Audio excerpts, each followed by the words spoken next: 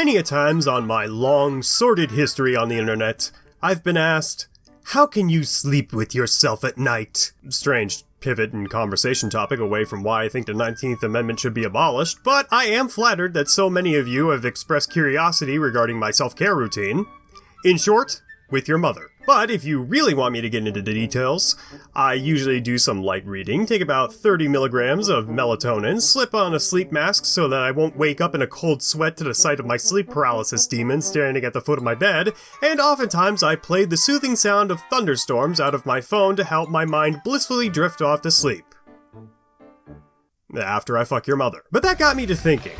Why is it that we find the sound of rain and thunder so soothing? I mean, after all, the typical archetype of a god of lightning is some old geezer with a short fuse who forgot to take his meds again, and so he pelts the peons down below with lightning bolts while also pissing on them. Well, some have hypothesized it's an evolutionary carryover from when we, as primitive people, once allowed ourselves to become more relaxed at night, knowing that predators would likely not attack in the middle of a storm. This, coupled with the fact that water helps cultivate crops and facilitates wet t-shirt contests, leads most ancient peoples to revile their Deus Paters as exceptionally dangerous, though vitally necessary fertility deities. Keyword being most. We've already covered one of the exceptions to this rule, and my personal favorite god of thunder, /fire, /war, /boners, that being Shango of the Yoruba people.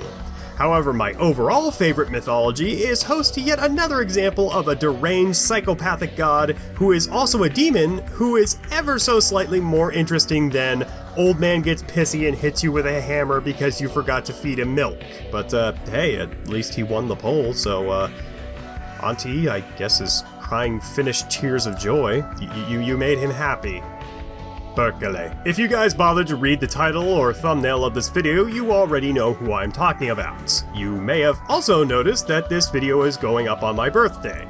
It's okay, I know all of you forgot. All I wanted anyway from you is to subscribe to Messiah's Mythology, leave a nice comment so that the algorithm thinks that people actually watch these videos, and then send me JPEGs of your titties. Please and thank you. So, Raijin is one of the coolest thunder gods to ever exist conceptually. And all of you seem to think so too, seeing as he basically tied Ukko there for a little while on the same aforementioned poll. Raijin gets his name from the kanji characters of Rai, meaning thunder, and G/Shin, the sound-based reading of the character for kami, or as we would translate it, god. He also goes by Raikou, which means Thunder Gong, Gong being a respectful title in Chinese culture reserved particularly for men of noble status. This also just so happens to be the name of my favorite electric-type Pokemon who got the short end of the stick compared to his compatriots. Suicune got his own game, Entei got his own movie, and Raikou got Jimmy. Other titles include Raiden-sama, meaning honorific thunder shocker. Yes, more video game character lore for you to impress your fictitious girlfriend with. And because this is Japan and they intentionally want to make some of these names really hard for my white-ass tongue to pronounce, Kamawake Ikazuchi no Kami, which I was not able to find a direct translation for, but my absolutely broken understanding of the Japanese language writes as the expected wild duck of thunder. Which, probably isn't right. Now, Raijin has other names I'd like to mention here, 8 more to be precise, but I'll ask you all to put a pin in that one for a little bit while we all begin to examine this guy's mythological origin story. Now, remember when I said that this guy is actually part demon? Well, that's because he is not only the sibling to the 3 main kami of the Kojiki, but is actually their older half-brother, who was born in the Japanese underworld, oftentimes referred to as Yomi. I imagine a lot of you are already familiar with my 6-part series on Shintoism, but if for some reason you are not, by this point in the story, the husband and wife pair of Izanagi and Izanami have been separated via the latter giving birth to a god of fire, which in a stunning reverse of the Yo Mama joke, resulted in her death via a very nasty rug burn. Well, it was more like an open flame kind of burn, but you get the idea. So, in order to rescue his dead wife, Izanagi traverses down to Yomi to try and get her back, which is a bit of a problem seeing as Izanami has already partook in the continental breakfast, not knowing that she can't leave the hotel without paying for it first.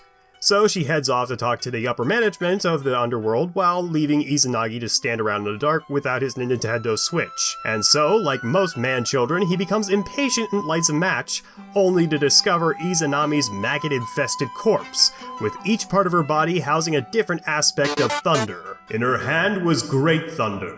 In her breast was fire thunder. In her belly was black thunder. In her genitals was crack thunder. I'm sorry, but my absolutely immature brain, just because crack thunder came out of her genitals, I just, for whatever reason, immediately pictured Izanami being a mule for the Yakuza and their new designer drug, Thunder Crack. Yeah, there's a bunch of other ones that come out of other various orifices. Nothing is ever going to top Crack Thunder. God damn it. Now, the word used for thunder here may have been mistranslated, as the written word is ikaduti, which is traditionally meant to be another word for thunder, but some have postulated it to mean snakes, as serpents were likened to thunderbolts in ancient Japan, and likewise were sometimes referred to as ikaduti, though snakes are also associated with the dead due to their propensity to live in dark, secluded areas, the same sort of place that you'd hide a body in. Excuse me, bury a body in. Regardless, this is commonly cited as the origin point for Raijin. However, the Kojiki doesn't really go into much more detail here, and equally as confusing, it is said that after Izanagi flees from Yomi, he seals the entrance shut with a boulder, meaning that these guys should still be trapped in the underworld. My fringe theory is that these 8 separate deities combined into one solitary and much more powerful god, who was able to use his newfound strength to break out of the underworld and cause havoc on the world of the living. My one singular piece of circumstantial evidence to suggest this is that in Raijin's most famous depiction, the statue located in the Sanju Sangen-do Temple in Kyoto conveniently depicts him surrounded by a ring of 8 of his iconic Den Daiko drums. Oh yeah, the drums.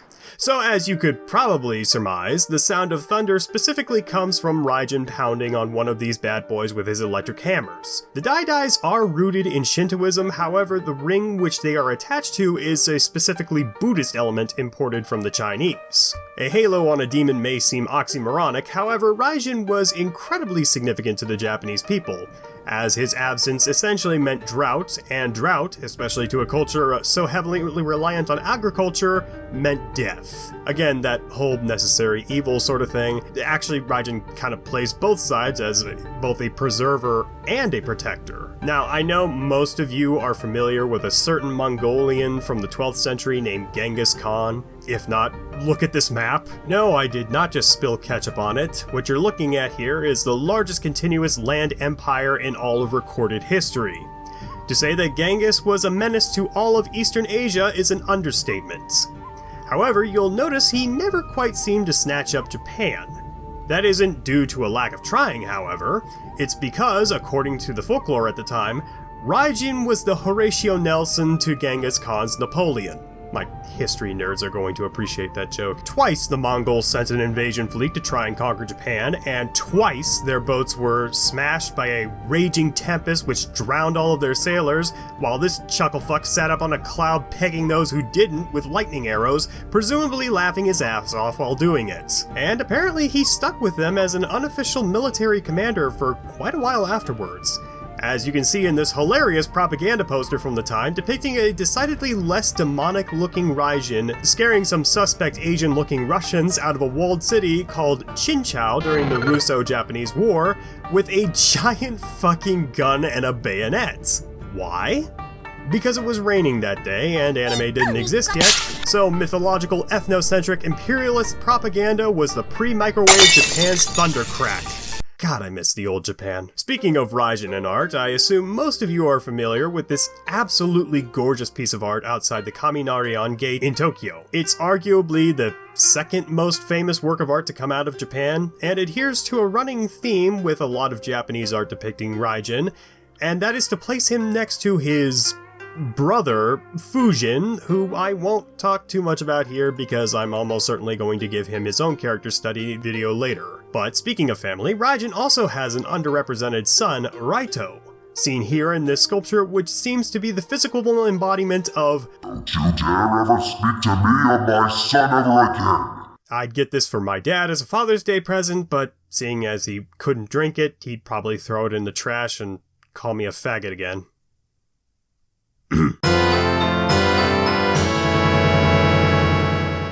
Other than that guy, he has a hilarious pet named Raiju, who I am 1000% going to make a quadruple A episode on to accompany this video for my patrons, because he seems to share his master's fetish for belly buttons, and reading about this character for the script is the third time I have nearly pissed myself laughing while doing research over this video. I fucking love my job.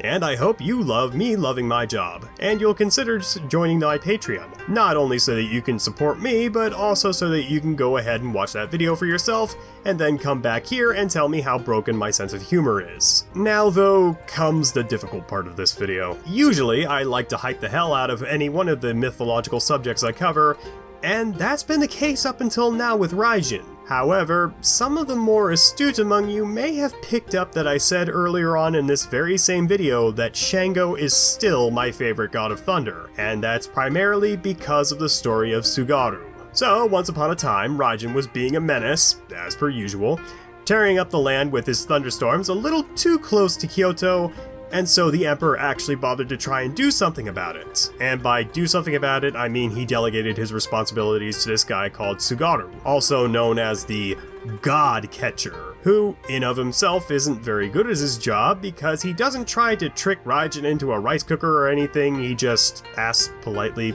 for him to come with him back to the Emperor. Raijin, predictably, gives him the middle finger and then continues to tear up the land like he's digging for materials for car batteries. Discouraged, Tsugaru then goes to plan B, to ask yet another deity politely to ask Raijin to come with him to the Emperor so that he could ask him to stop being such a shithead.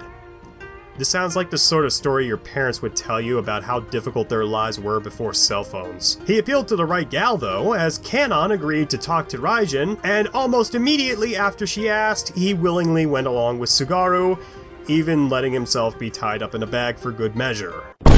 Hey yo, did this goofy ass motherfucker right here just compliment that female? You're a simp! You're a simp! Goofy ass nigga! You goofy ass nigga! Yeah, something tells me that Shango would have thunderclapped Kanon back into the kitchen before ever entertaining her nonsense. Go ahead, zap me! Absorbing lightning's totally my thing. You never had black lightning before. And that was the story of Raijin, an otherwise really cool god who fumbled at the 99-yard line. Thank you all so very much for watching. I've been Messiah, the birthday boy, and if you excuse me, I'm going to spend the rest of the day crying in the corner. But to all of you lovely people out there, I'd just like to say thank you very much for watching, and have a God's blessed day, and good yard.